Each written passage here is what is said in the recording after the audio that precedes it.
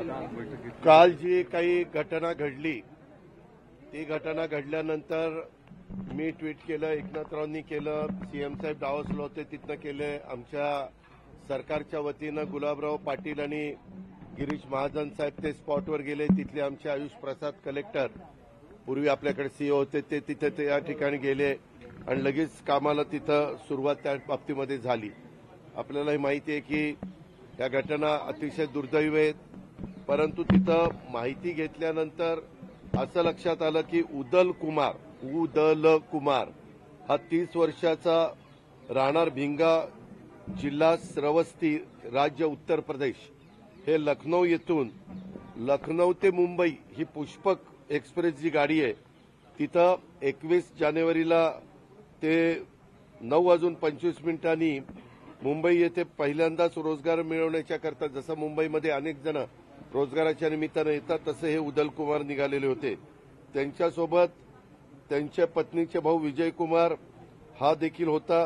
ते दोघंही सर्वसाधारण तिकिटाने सर्वसाधारण बोगीच्या वरच्या आसनावर बसलेले होते आणि त्यावेळेस रेल्वेच्या रसोई यान बोगीचे चहा विक्रेते यांनी आग लागली अशा पद्धतीनं तो ओरड केली आणि त्या आरोळ्यात त्यांना ऐकू आले, त्या उदलला पण आणि त्याच्या तो विजय कुमारला पण.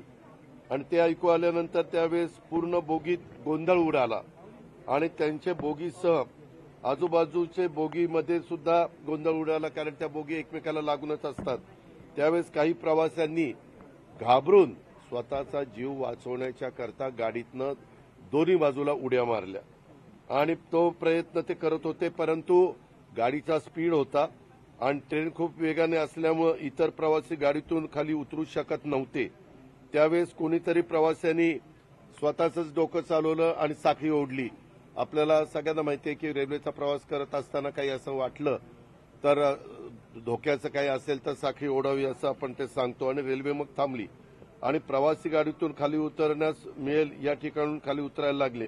म्हणजे ज्या दरवाजातनं किंवा खिडकीतनं आणि खाली उतरल्यावर इकडे तिकडे जाऊ लागले. तेव्हा लगतच्या रेल्वे रुळावरून जात असताना बेंगलोर न्यू दिल्ली कर्नाटक एक्सप्रेस अतिशय वेगाने आली आणि रेल्वेच्या रुळावरील त्याच प्रमाणे रुळ ओलांडून प्रवाशांना धडका देऊन पुढे काही अंतरावर जाऊन थांबली.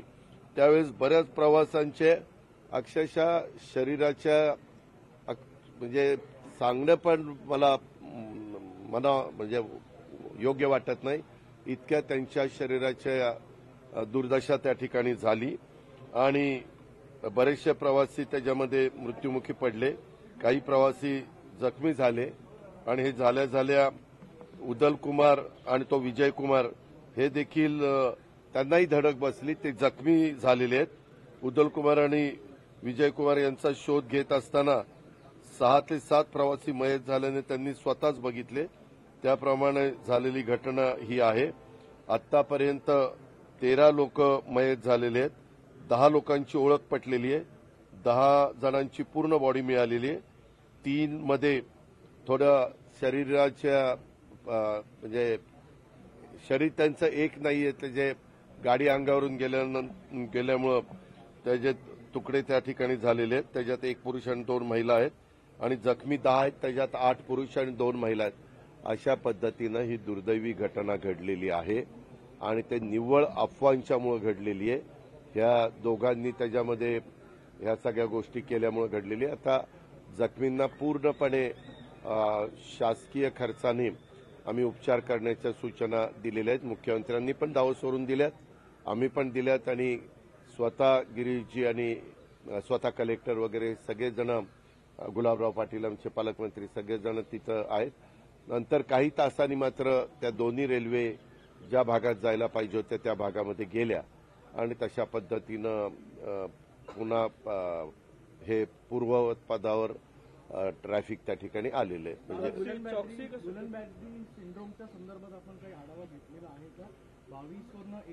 त्यामध्ये आत्ता आढावा घेतलेला आहे. काल माझी आढावा बैठक ह्याची चाललेली आहे, कशाची डिपार्टमेंट वाईज, त्या डिपार्टमेंट वाईज त्याच्यामध्ये पण चर्चा झाली.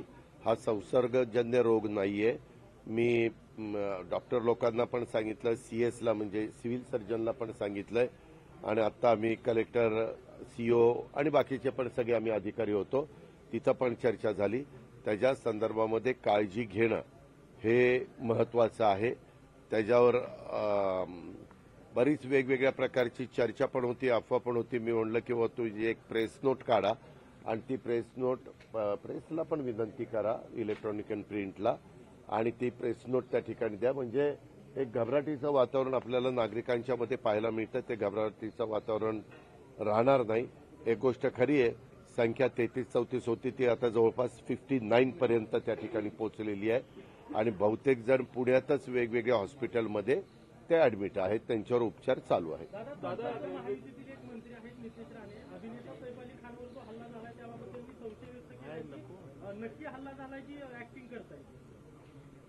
का मी तुम्हाला पत्रकार मित्रांनो मागेही सांगितलेलं आहे की मी तुमच्याशी बोलताना राज्याचा आता उपमुख्यमंत्री म्हणून, एक पालकमंत्री जिल्ह्याचा म्हणून बोलतो.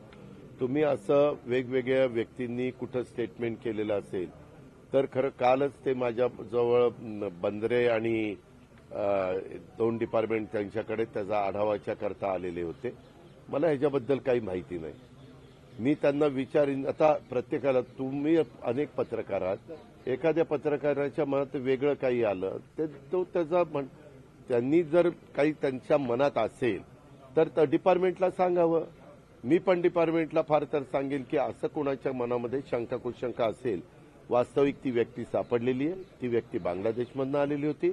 ती एका मुंबईच्या बद्दल आकर्षण बहुतेक सगळ्यांना असतं, आजूबाजूच्या देशातल्या पण काही लोकांना ते आहे आणि त्या निमित्तानं ते आलेले होते. परंतु मुंबई एकंदरीत बघितल्यानंतर त्याला परत त्याच्या बांगलादेशला जायचं होतं, म्हणून त्याला 50,000ची गरज होती, पण मागताना त्याने 1 कोटी मागितले.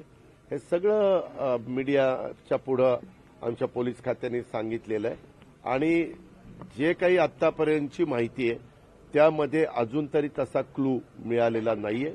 कदाचित काल सैफ त्यांच्या घरी स्वतःच्या जात असताना त्यांची तब्येत किंवा त्यांचं एकंदरीत जे काही कपडे वगैरे होते ते बघितल्यानंतर बाबा यांच्यावर काही दिवसापूर्वी असा हल्ला झाला, त्यांची मुळातच तब्येत पण चांगली आहे आणि जे घडलंय ते घडलंयच ना. कारण नंतर त्यांनी, आमच्या डिपार्टमेंटनी पहाटे त्याला तिथं घेऊन गेले होते.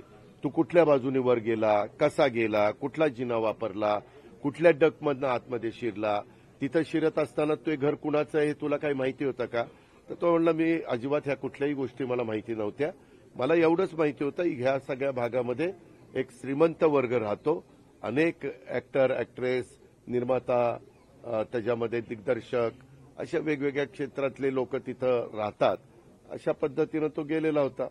त्याच्यामुळं मला हे तुम्ही विचारल्यानंतरच कळलं. मला काही माहिती नाही. माझी आता पुढच्या मीटिंग असल्यामुळे मी निघतो. अरे थांबा ना, एक एक अरे थांब ना बाबा. आता हे लालपरी काढतोय, तो बांगलादेश काढतोय, एक विचार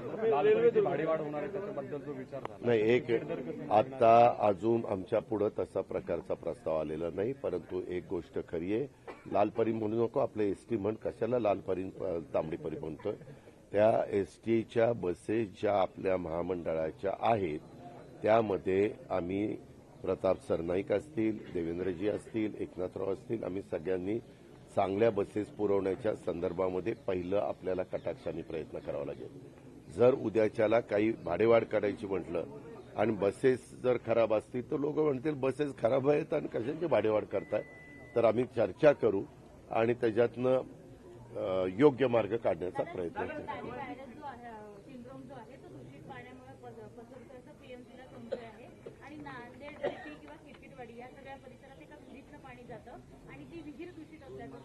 ह्यामध्ये ताई आपण सांगितलंय तसं ज्या ज्या गोष्टी वेगवेगळ्या, एखादा नवीन गोष्ट आली, करोनाच्या काळात पण करोना आल्यानंतर प्रत्येकजण आपापल्या परीनं सांगायला लागला, रेमडेसिवीर घ्या, अमकं करा, तमकं करा, बऱ्याच गोष्टी सांगितल्या.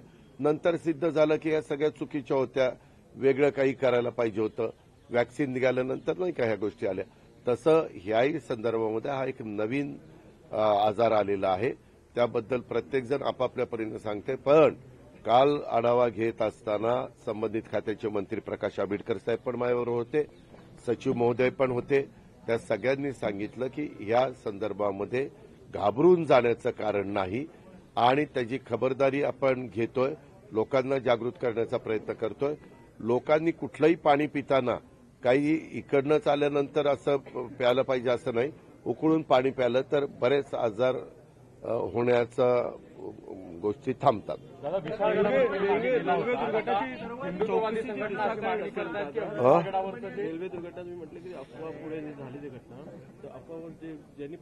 मी सांगितलं ना, त्याच्यामध्ये ते दोघंही, ऐका ना, उदल कुमार आणि विजय कुमार हे दोघं जखमी आहेत. त्यांनी केलेलं त्या ह्याच्यामध्ये तो एक चहावाला होता, त्यांनी ते हे केलं, गोंधळ उडवला आणि ह्यांनी ते सगळीकडे पसरवलं. हे सगळं झालेलं आहे. त्या गोष्टी पुढे होतील. पहिल्यांदा जे जखमी आहेत त्यांना जखमीमधनं कसं बरं करता येईल हा प्रयत्न, आणि दुर्दैवाने ज्या काही दुःखद घटना घडल्यात त्यांना त्यांच्या नातेवाईकांच्या ताब्यामध्ये देऊन बाकीचा जो अंत्यविधी करावा लागतो त्या गोष्टी करण्याचं काम पहिलं प्राधान्याने त्या ठिकाणी चाललंय. आणि लोकांनी पण अशा गोष्टीवर, अफवांवर विश्वास ठेवू नये. परंतु शेवटी प्रत्येकाला स्वतःचा जीव महत्वाचा असतो आणि त्याच्यातनं अक्षरशः ही अतिशय दुर्दैवी घटना घडली, हे आम्ही मान्यच करतो. धन्यवाद.